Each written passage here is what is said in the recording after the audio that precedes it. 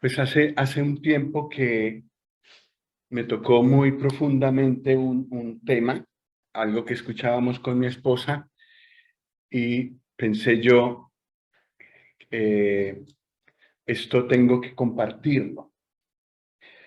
Y en este tiempo es muy adecuado porque estamos en un mundo incierto y parece que esto no fuera sino a la destrucción. Y si escuchamos las noticias que pues tenemos que estar enterados, y solo escucháramos eso, estaríamos temblando. Y no sé cómo hacen los que no tienen al Señor, que no escuchan la palabra de Dios, porque no sé, tal vez unos y otros se ayudan, no sé, pero no hay seguridad. En este mundo no hay seguridad. Y si no tuviéramos la revelación de Dios en su palabra, estaríamos asustados. ¿Qué va a pasar mañana? ¿Qué va a pasar la semana entrante? ¿Para dónde va este mundo? Y por eso pienso que tratar este tema que nos hará mucho bien, porque el Señor en su palabra siempre habla con seguridad. Además, no solo habla con seguridad, sino que las cosas que han acontecido, Él las había dicho de antemano. La venida del Señor Jesús, por ejemplo, fue dicha con muchas citas bíblicas del Antiguo Testamento. Y ocurrió cuando vino el cumplimiento del tiempo, preciso en el momento que era, vino el Señor Jesús a esta tierra. Y si nosotros vemos un poco, estudiamos el Antiguo Testamento, nos damos cuenta de que todo sucedió con precisión, inclusive los tiempos. Daniel había dicho los tiempos cuando debía el Señor Jesús venir, morir en la cruz y todos los demás detalles. Y se cumplieron. Entonces, el Señor en su palabra nos ha mostrado lo que tiene que pasar y lo que ya tenía que haber pasado, pasó ya, con lo que las pocas profecías que nos quedan se cumplirán.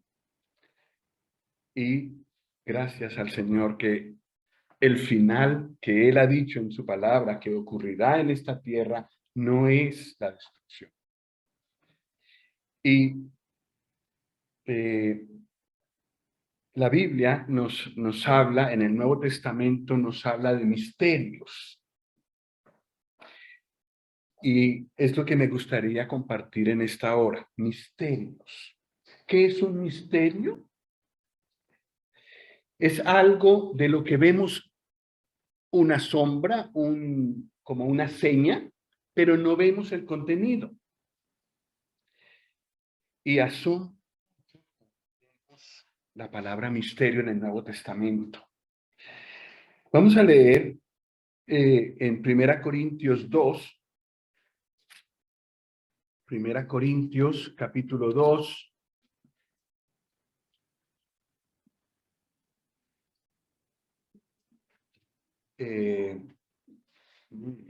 Muy bien. Uf, me contaron pronto. 1 Corintios 2, vamos a leer del versículo 6 al 10. 1 Corintios 2, versículos 6 al 10. Sin embargo, dice Pablo, hablamos sabiduría entre los que han alcanzado madurez entre los que han alcanzado madurez. Y sabiduría no de este siglo, ni de los príncipes de este siglo que perecen, mas hablamos sabiduría de Dios en misterio, la sabiduría oculta, la cual Dios predestinó antes de los siglos para nuestra gloria, la que ninguno de los príncipes de este siglo conoció, porque si la hubieran conocido, nunca habrían crucificado al Señor de gloria. Antes bien, como está escrito, cosas que ojo no vio, ni oído oyó, ni han subido en corazón de hombre, son las que Dios ha preparado para los que le aman. Pero Dios nos las reveló a nosotros por el Espíritu, porque el Espíritu todo lo escudriña, aún lo profundo de Dios. Entonces, versículo 7 dice que el apóstol y otros apóstoles hablan sabiduría de Dios en misterio. Es decir, esto estaba escondido en Dios desde antes de hacer el mundo, lo dice aquí, y ahora en este tiempo nos es revelado a nosotros por el Espíritu Santo. Esta sabiduría de Dios en misterio estaba oculta a este mundo. Por eso nosotros cuando escuchamos a los mandatarios o a las personas poderosas de este mundo, sentimos inseguridad porque ellos prueban. Pero la sabiduría, lo que Dios quiere hacer con este mundo, les es un misterio. No lo pueden descubrir, no lo pueden saber. ¿Quiénes pueden conocer los planes de Dios? Dios nos las ha revelado a nosotros por el Espíritu, a los creyentes. Cuando una persona le entrega su vida por completo al Señor Jesús, el Espíritu Santo viene a vivir en él. Y es el Espíritu Santo el que le revela estas cosas. Cuanto más estudiamos la Escritura, porque sí se necesita estudiar la Escritura para poderlo entender, cuanto más estudiamos la Escritura, más vamos viendo de los propósitos que Dios tiene con este mundo. Es como aquel que cava en la tierra. Si llega al terreno sin cavar, no notará nada especial. Pero si empieza a cavar, y sobre todo si le dicen, oye, allí hay tesoros, ¡ja! Entonces empiezas a cavar, a cavar, a cavar, a cavar. Puede ser que tengas que cavar mucho, pero si hay alguien que sea confiable y ha dicho que hay un tesoro allí, valdrá la pena seguir y seguir buscando el tesoro. Pues con la palabra de Dios sucede eso. El que no busca allí adentro, pues encuentra algunas cosas muy hermosas, todas, pero no encuentra la profundidad, lo que es más profundo. Para eso se necesita estudiar, cavar, trabajar, familiarizarte con la palabra. Para eso necesitas leer, estudiarla. Entonces empiezas a entender los misterios de Dios. Es decir, las cosas que ya Dios había preparado de antemano, que desde los siglos, dice aquí, estaban ya listos, y empiezas a descubrir en qué momento de la historia estás, qué pintas tú en este mundo, porque Dios ya te tenía un lugar desde ese tiempo, y hacia dónde va este mundo. Las personas de este mundo, los que no buscan a Dios, no pueden entender esto. ¿Y por qué? Por una sencilla razón. Dice aquí que ninguno de los príncipes de este siglo conoció esta sabiduría. Dios hizo que ellos no la conocieran y por eso no la conocen. Pero sí la podemos conocer nosotros. Y hay una prueba muy grande, y voy a tratar de decirlo apropiadamente. Hay una prueba muy grande de que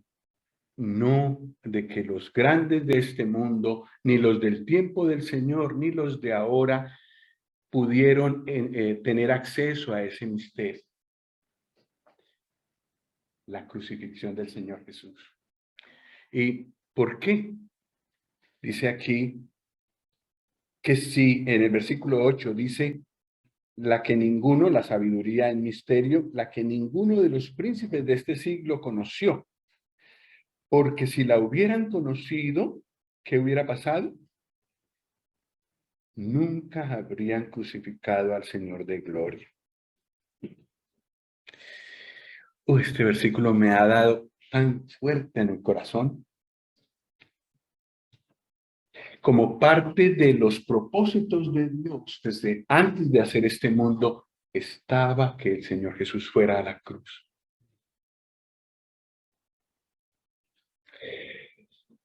Y lo que más me ha impactado es lo siguiente, que si los príncipes de este mundo, los que se unieron allá en los días de la crucifixión, el poder político, Herodes, etcétera, el poder religioso, los principales sacerdotes, los escribas, todos ellos, Pilatos está entre los del poder político. Si ellos hubieran conocido los propósitos de Dios, no hubieran crucificado al Señor.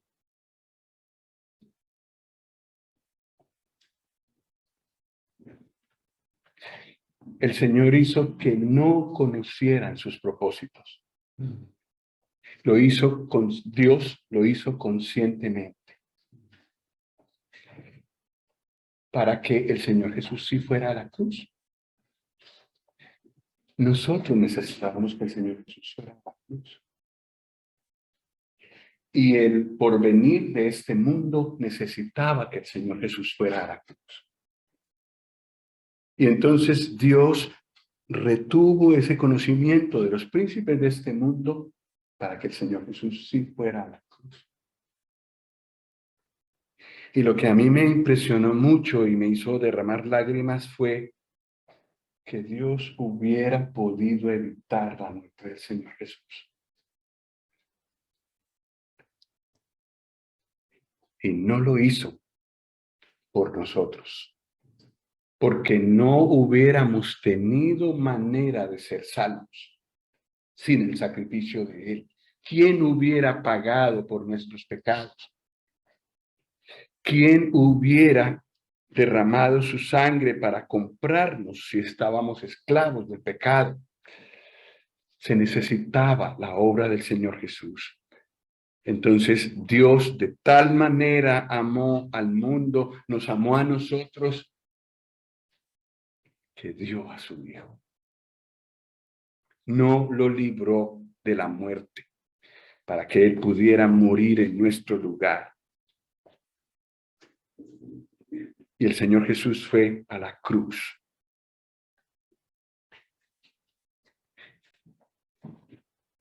En Efesios capítulo 3, Efesios capítulo 3,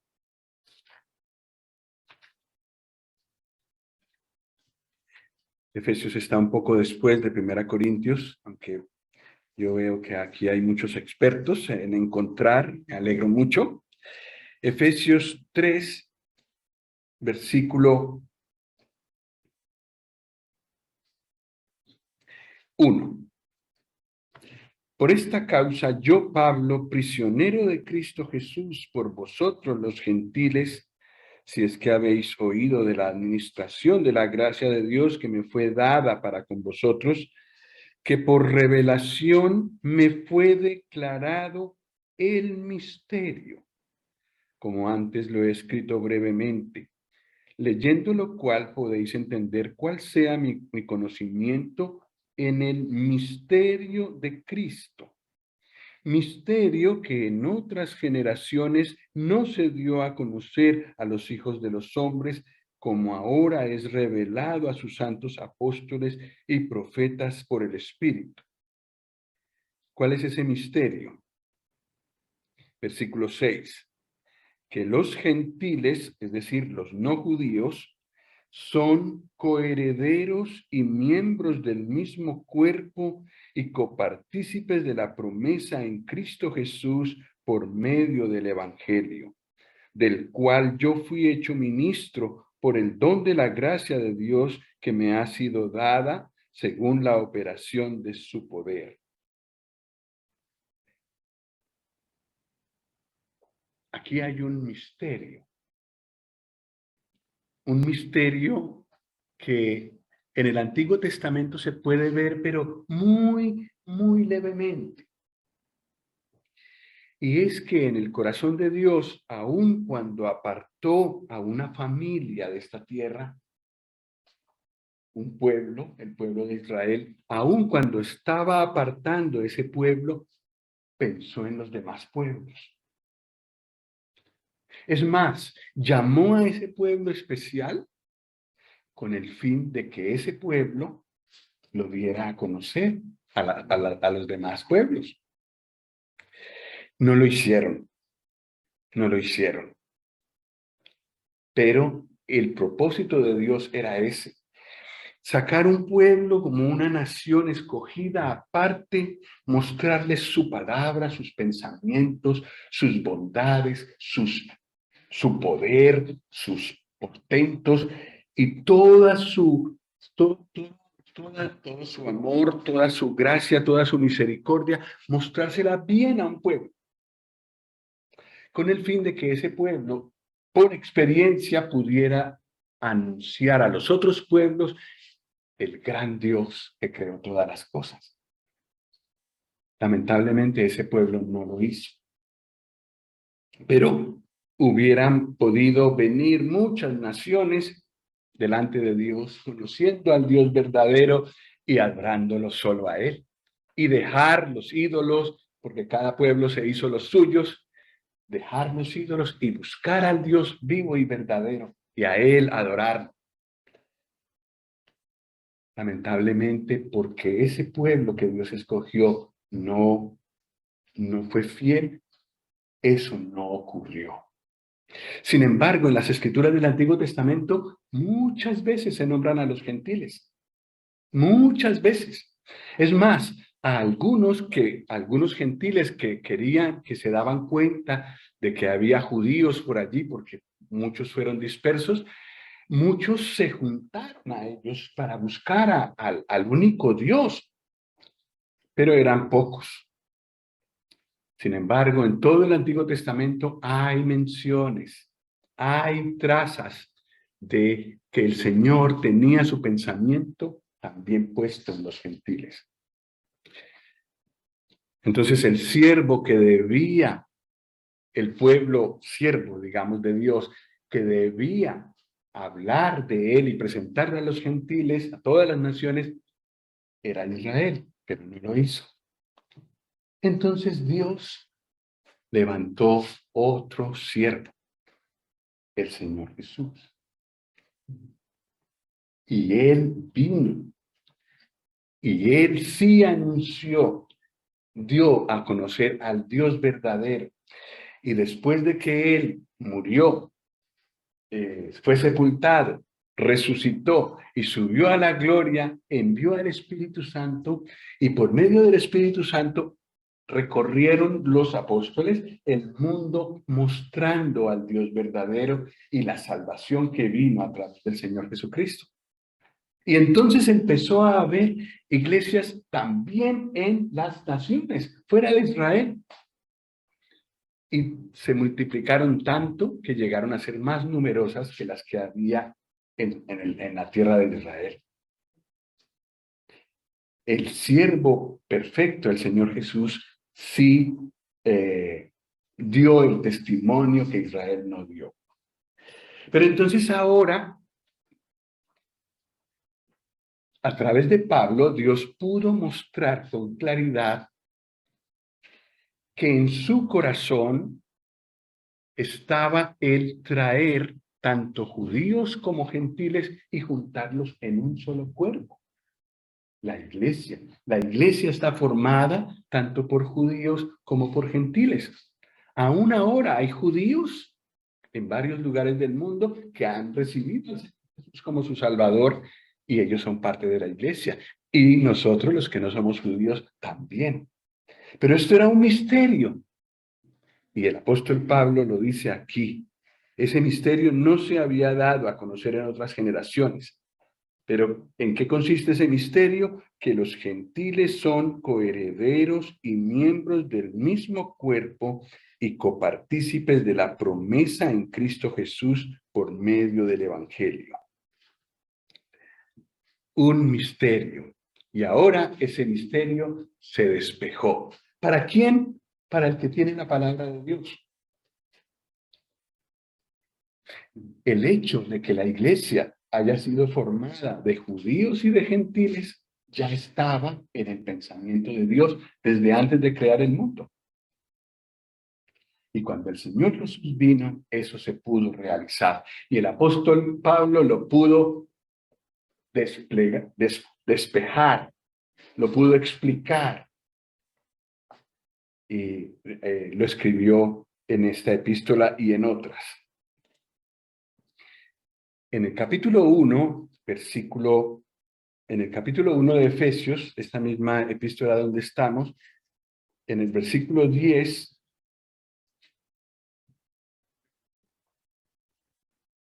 nueve y 10, perdón. Ahí se habla de otro misterio que otra vez Dios nos ha revelado a nosotros ahora. Efesios 1, 9 y 10 dice, dándonos a conocer Dios el misterio de su voluntad, según su beneplácito, el cual se había propuesto en sí mismo de reunir todas las cosas en Cristo en la dispensación del cumplimiento de los tiempos, así las que están en los cielos como las que están en la tierra. Leamos la primera frase del versículo 11. En él asimismo tuvimos herencia. Aquí hay un misterio que Dios reveló en el Nuevo Testamento y es que Él desea reunir todas las cosas en Cristo al final, en la dispensación final. Todas las cosas. En el Antiguo Testamento había apartado a Israel, pero entonces después Él quería llamar de todos los pueblos a muchos otros, hacer un solo pueblo y reunirlo, es la iglesia, pero no solo eso, sino todas las cosas, reunirlas en Cristo al final. Y eso incluye todas las cosas.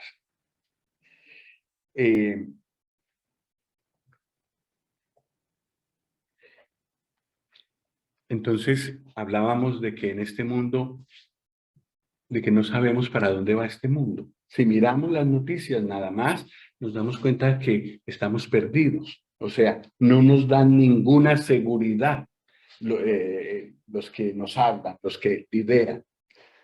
Pero la Biblia nos dice hacia dónde vamos. Dios quiere reunir todas las cosas en Cristo, en la dispensación final. ¿Y qué es lo que veremos al final? Veremos al Señor Jesús reinando sobre toda la tierra.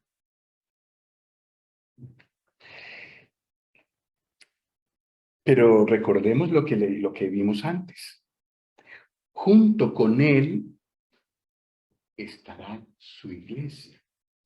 La iglesia está formada por todas las personas que hoy en día le rinden al Señor Jesús su vida, voluntariamente.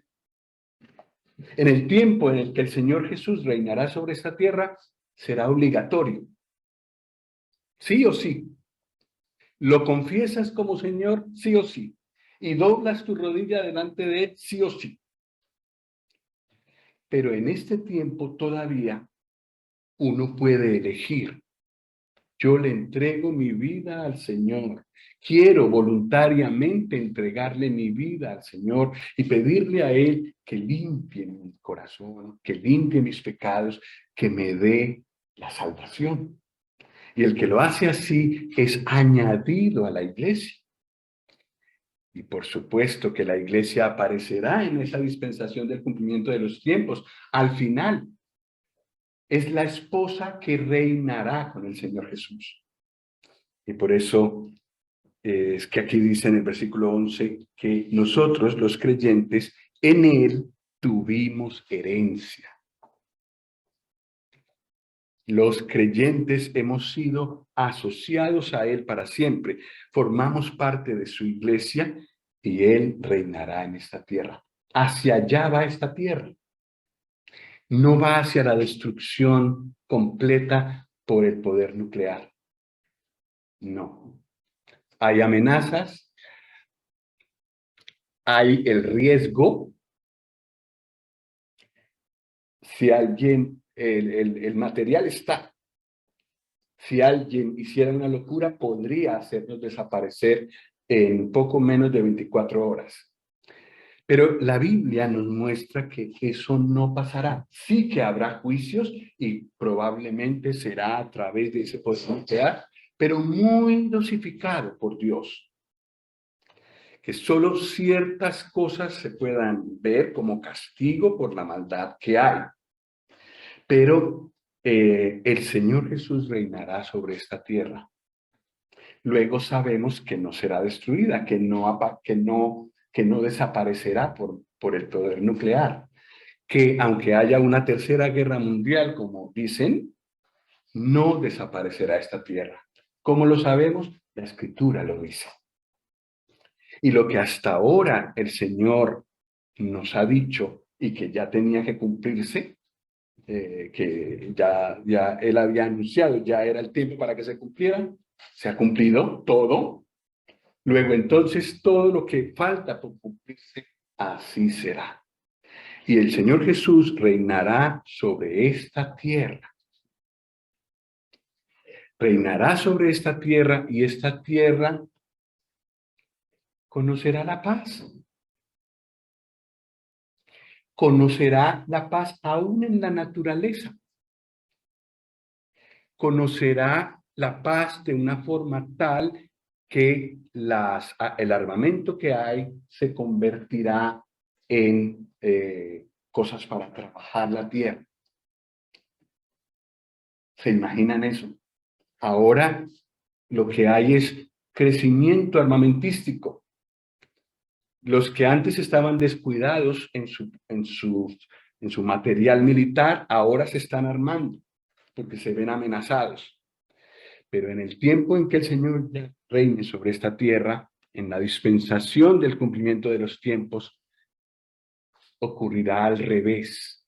Las armas se fundirán para que puedan salir elementos de trabajo. Habrá paz y una paz duradera en esta tierra. Gracias al Señor que nos ha revelado sus misterios. Nos ha revelado hacia dónde vamos y también el lugar que cada uno de nosotros ocupa.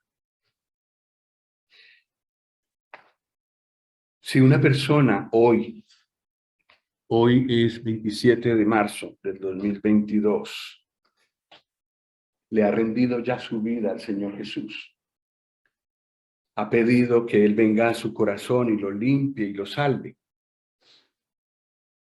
esa persona tiene vida eterna, dice la Biblia, y es añadido a la iglesia del Señor, la esposa del Señor, la que reinará en aquel tiempo de paz del que hemos hablado. ¿Y qué pasa con el que no ha recibido al Señor Jesús? ¿Qué pasa con el que no es creyente y muere así?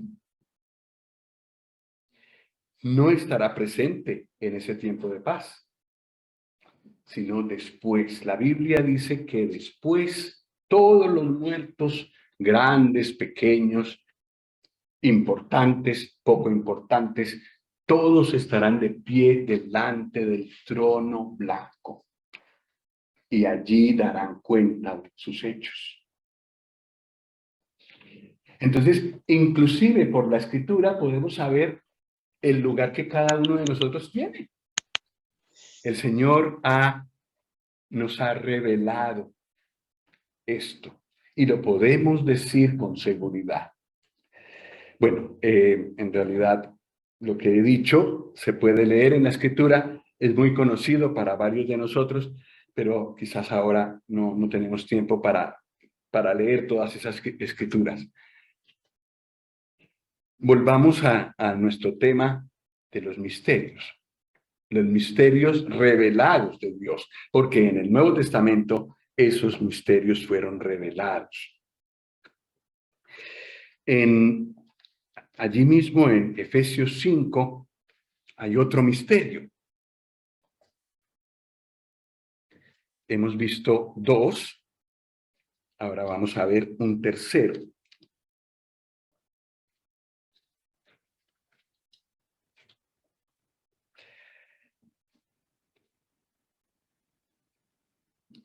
En el versículo 25 de Efesios 5,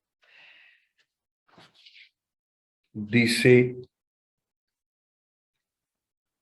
maridos, amad a vuestras mujeres, así como Cristo amó a la iglesia y se entregó a sí mismo por ella, para santificarla, habiéndola purificado en el lavamiento del agua por la palabra, a fin de presentársela a sí mismo una iglesia gloriosa, que no tuviese mancha ni arruga ni cosa semejante, sino que fuese santa y sin mancha. Así también los maridos deben amar a sus mujeres como a sus mismos cuerpos. El que ama a su mujer, a sí mismo se ama. Porque nadie aborreció jamás a su propia carne, sino que la sustenta y la cuida, como también Cristo a la iglesia. Porque somos miembros de su cuerpo, de su carne y de sus huesos. Por esto dejará el hombre a su padre y a su madre, y se unirá a su mujer, y los dos serán una sola carne. Grande es este misterio. Ajá, aquí aparece la palabra misterio. Grande es este misterio, mas yo digo esto respecto de Cristo y de la iglesia. Impresionante. Otro misterio que Dios tenía ya guardado desde antes de la fundación del mundo y que ahora es revelado en el Nuevo Testamento. Y es curioso que en la epístola de los Efesios tengamos esos misterios revelados. ¿Saben desde dónde fue escrita esa carta? Desde la prisión. El Señor permitió que por la predicación del Evangelio cogieran preso a Pablo y le dio tiempo y la tranquilidad. No podía ser visitado, sino a veces tenía tiempo y pudo escribirnos esta carta, revelando todas estas cosas. Aquí hay otro misterio. Hemos hablado del misterio de su voluntad, de la voluntad de Dios, de reunir todas las cosas en Cristo. Hemos hablado de otro misterio, que es que los gentiles podemos entrar en la iglesia, en el pueblo actual de Dios. Y ahora aquí tenemos un tercero. Grande es este misterio, dice el versículo 32. Mas yo digo esto respecto de Cristo y de la iglesia. En este capítulo, el apóstol entrelaza magistralmente el comportamiento de una pareja de casados para que muestren un pensamiento mucho más sublime que él tiene. Cristo y la iglesia. La iglesia es un conjunto de personas formada por los creyentes verdaderos, los que le hemos rendido la vida al Señor. Y el propósito de que el Señor Jesús se uniera al final con su esposa, la iglesia, estaba ya visto y anunciado por Dios o preparado por Dios desde antes de la fundación del mundo. Pero miremos lo interesante de lo que está aquí. Cada matrimonio es una representación, es como un retrato del gran matrimonio que tendrá lugar un poco antes de que el Señor Jesús reine en esta tierra. Habrá las bodas del Cordero allá en el cielo y entonces ya casado, digamos así, unido para siempre con la iglesia, vendrá el Señor en gloria y detrás su iglesia. Y aquí Él reinará junto con ella. Reinaremos sobre la tierra, dice la Biblia a los creyentes. Pero entonces hay una representación en cada matrimonio. Y claro, yo creo que esto es difícil de hacer sin el Señor, que Él nos ayude a nosotros los maridos a amar a nuestras mujeres como el Señor Jesús la amó a su iglesia. Es un reto muy grande. Siempre quedamos cortos.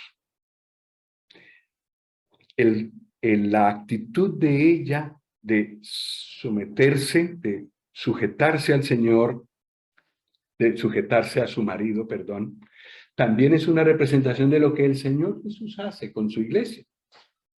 Entre el Señor Jesús y la iglesia manda Él, organiza Él, no independientemente, ni arbitrariamente, ni sin importarle ella, sino tomándola en cuenta, amándola, pero ella se somete. Entonces, en cada matrimonio, sobre todo de creyentes, eso debería ser visible. Que Él la ame a ella al punto de estar dispuesto a dar su vida por ella y que ella se sujete a Él como la iglesia se sujeta a Cristo. Cuando eso funciona bien, que ya sabemos que es una lucha permanente,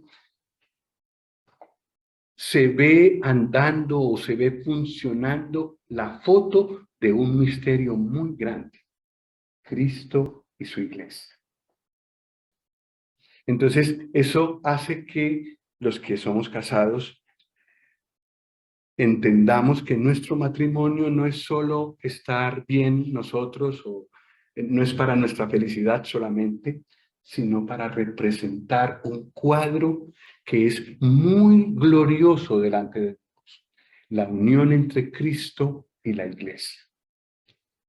Y cuando lo miramos así, entendemos que el Señor se inventó el matrimonio por una razón muy grande, una razón de peso muy grande, para que cada matrimonio representara la unión del Señor Jesús y su iglesia.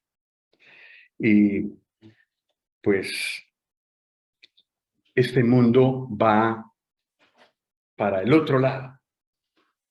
Lo que el Señor ha dicho y que está escrito acá va por allí y el mundo va por el otro lado, a desdibujar esa figura lo más que pueda. No solo por problemas entre el uno y el otro, sino también por todas las atrocidades que ahora se han inventado, que le llaman matrimonio. Eso no tiene nada que ver con lo que la Escritura dice. Pues, curiosamente, los otros dos misterios no dice que sean grandes, pero este sí. Grande es este misterio, mas yo digo esto respecto de Cristo y de la iglesia. Entonces, es muy bonito verlo así en la perspectiva eterna de Dios, porque entonces nuestro matrimonio tiene trascendencia. Porque podemos buscar, porque podemos representar este cuadro que para Dios es muy importante. El cuadro del Señor Jesús con la iglesia, con la que estará unida para siempre. Grande es este misterio. Vamos ahora a 1 Timoteo 3, que hay otro misterio grande. Ya llevamos 3, vamos a ver este cuarto. En Primera Timoteo 3, unas páginas más adelante.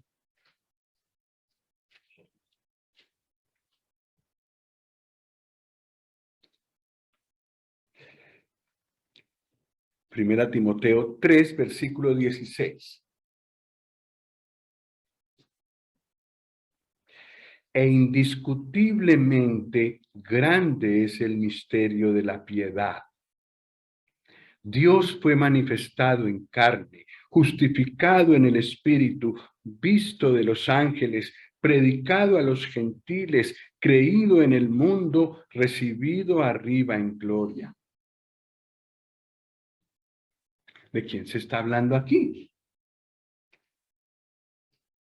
Dios fue manifestado en carne. ¿De quién se está hablando aquí?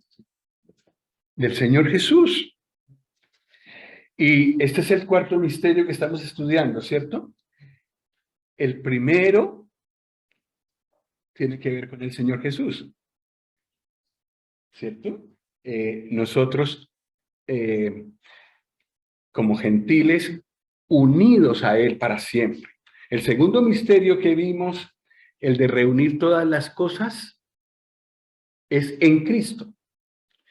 El tercer misterio que vimos es Cristo y la iglesia, otra vez Cristo. Y aquí otra vez Cristo. Entonces, los propósitos de Dios, todos están reunidos en una sola persona. Todo lo que no había sido revelado, o muy poquito en el Antiguo Testamento, tiene como centro a la persona del Señor Jesús. Y aquí también. Y aquí tenemos otro misterio grande, el misterio de la piedad. El misterio de la piedad, ¿en qué consiste? Vamos a quitar la cortina, correr la cortina y ver de qué se trata. Pues Dios fue manifestado en carne. Y ese es un milagro que nadie se hubiera podido imaginar. Nadie podría pensar en eso. Y ya sabemos que es muy difícil para muchas personas entender esto, comprender esto. Que la persona que vino, que Dios vino a este mundo, Dios, el creador de todo, el que gobierna todo y en quien se reunirán todas las cosas, vino a este mundo. Y al pasar al lado de él, era como pasar a nosotros. Era difícil ver diferencia. Él se hizo verdaderamente como nosotros y pudo acercarse a las personas. Si hubiera venido como Dios, ¿cómo hubiera sido esa gloria?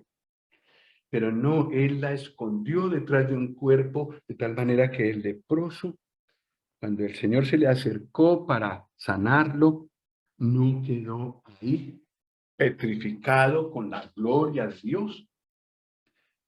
Él tomó un cuerpo humano para auxiliarnos a nosotros y para darnos. Como Dios no podía morir en la cruz. Dios no muere. Pero el Señor Jesús, al venir como hombre, pudo ir a la cruz a dar su vida por nosotros.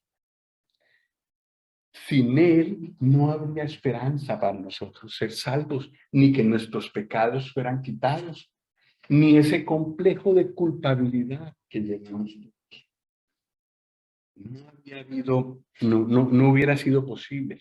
Pero gracias a que Dios fue manifestado en carne, el Señor Jesús cargó con nuestros pecados en la cruz y nos libró. Y libra a todo el que cree en Él y lo salva para siempre. Dios fue manifestado en carne, fue justificado en el Espíritu. Claro, en la cruz, ¿qué pasó? El Señor Jesús cargó nuestros pecados y Dios lo castigó a Él y murió, derramó su sangre y el Señor Jesús fue sepultado. Él murió por nuestros pecados, pero ¿cómo sabemos que es que Él, eh, que realmente nuestros pecados fueron quitados por su resurrección.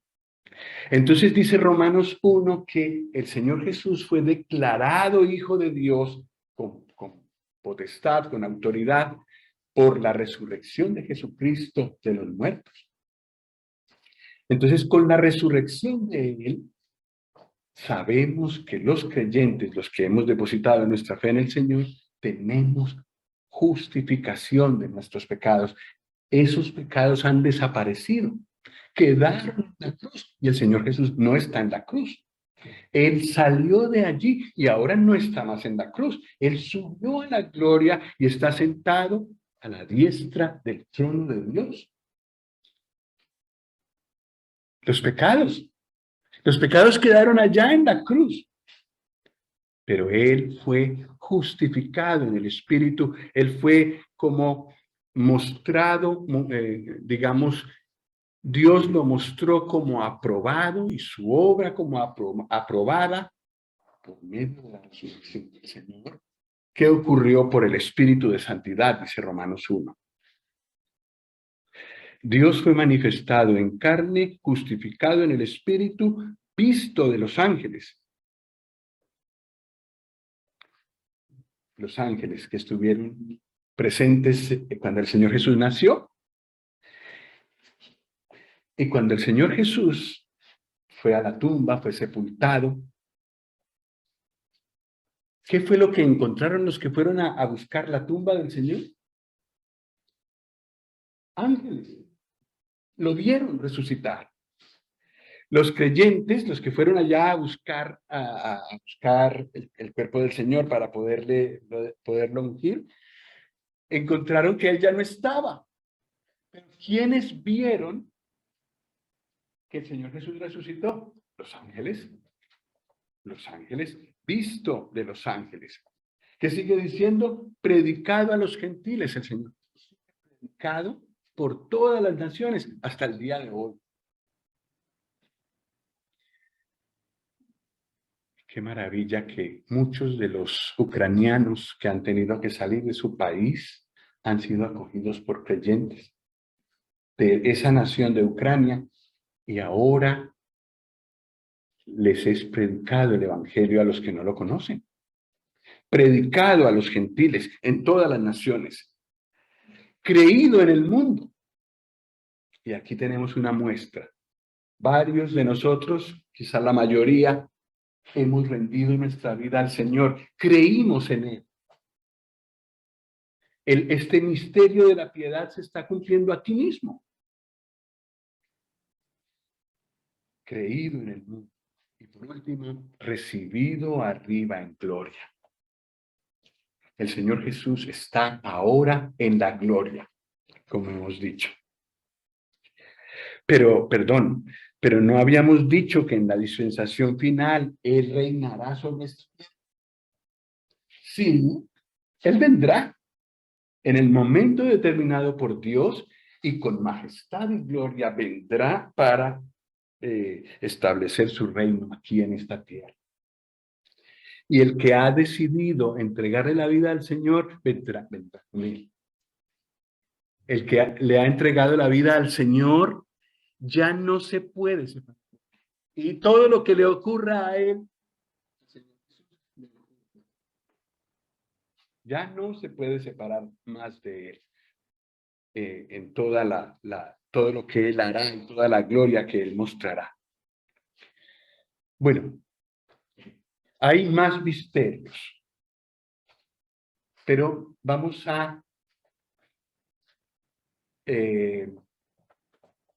mirar de nuevo el misterio aquel que vimos en Efesios 1. No mirando la parte de Efesios 1, sino la parte de Apocalipsis 10.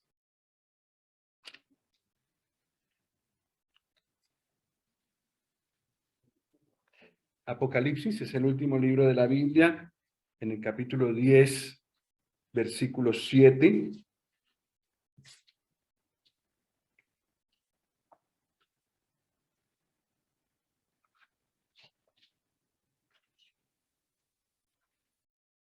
Dice en Apocalipsis 10, versículo 7, dice, sino que en los días de la voz del séptimo ángel, cuando él comience a tocar la trompeta, el misterio de Dios se consumará, como él lo anunció a sus siervos los profetas. El misterio de Dios de reunir todas las cosas en el Señor Jesús está próximo a consumarse, a cumplirse aquí en esta escritura de Apocalipsis 10. Lo empieza a anunciar que todo será reunido en el Señor Jesús, que todo lo que Dios había pensado se consumará, se hará. Y luego, aquí lo anuncia, pero luego después lo hace. Capítulo 20.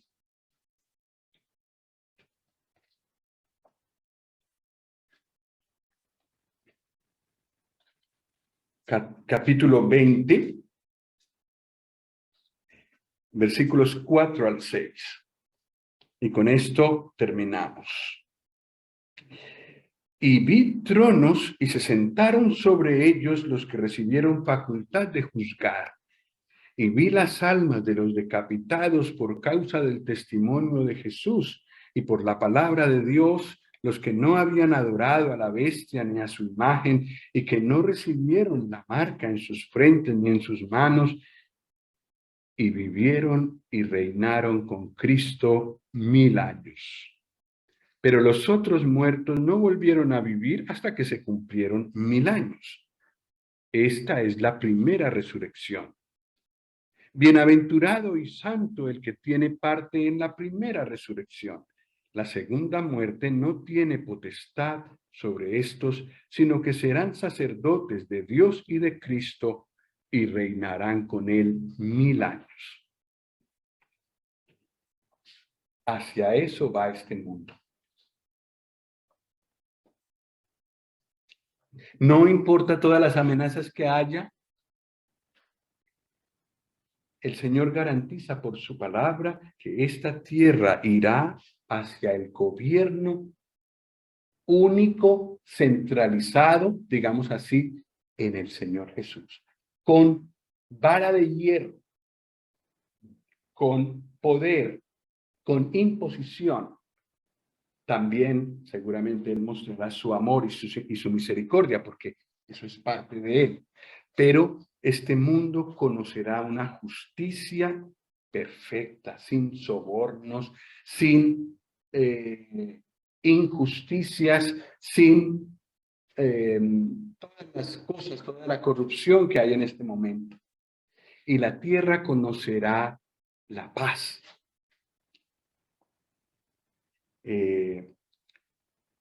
Inclusive la naturaleza reposará. Ahora está muy alterada, ya lo sabemos. En el milenio reposará de toda esa inquietud que tiene, de todo lo que gime esta naturaleza. Dios quería reunir todas las cosas en esa dispensación final y lo hace. Y aquí tenemos el anuncio de su cumplimiento.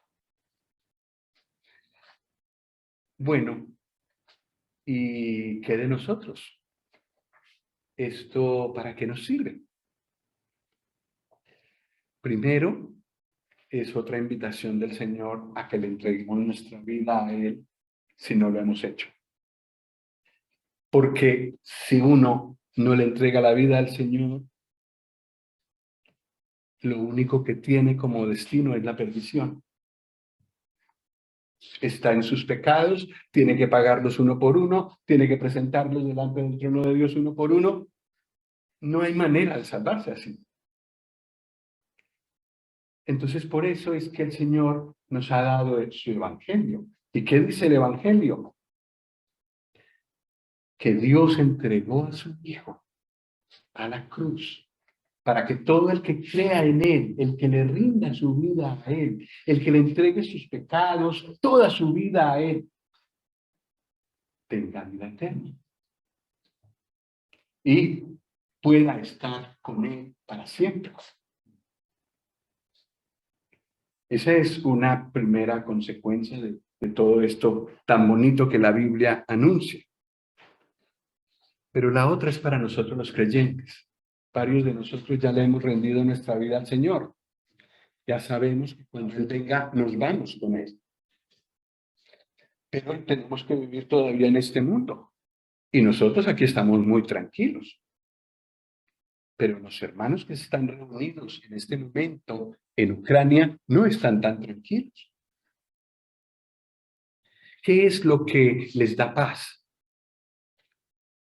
El saber que todo este padecimiento pasará. El saber que están en la mano del Señor. Y que si les llega a ocurrir algo, no es por descuido del Señor. Es porque Él lo permite por algo.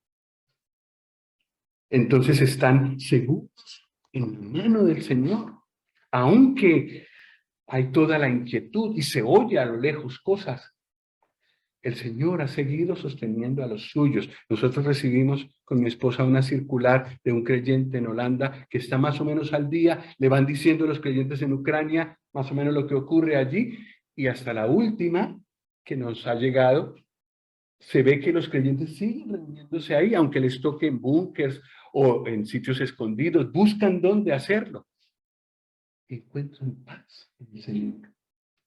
Y hay personas que reciben a Cristo en su corazón, en medio de todo esto que está sucediendo allí. El Señor está llamando a otros más que vengan a la salvación, a unirse a la iglesia, al grupo de los redimidos. Hermanos, nosotros no sabemos lo que viene en el futuro, no sabemos lo que va a pasar la semana entrante. No sabemos. Si miramos las noticias, cualquier cosa puede pasar. Pero nosotros los creyentes podemos escuchar, claro, las noticias para estar al día, pero más escuchar la palabra de Dios y encontrar en ella que los propósitos que Dios tiene con este mundo son fijos, se cumplirán, y reposar en eso. Y cuando sentimos intranquilidad, porque es normal, podemos ir y buscar al Señor y pedir: Señor, dame tu paz, aunque haya bombas aquí. Concédeme vivir para ti y ser fiel a ti hasta el último. Y concédeme, abre mi boca para que yo pueda transmitir a otros esta gloriosa salvación. El glorioso evangelio del Señor Jesús que le ofrece a este mundo todavía hoy salvación. Y tenemos el privilegio de transmitirlo, de darlo a conocer. Pues que el Señor nos ayude.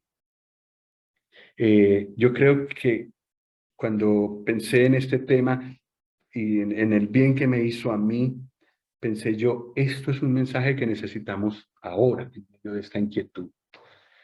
Pues que el Señor nos ayude para tener paz en Él.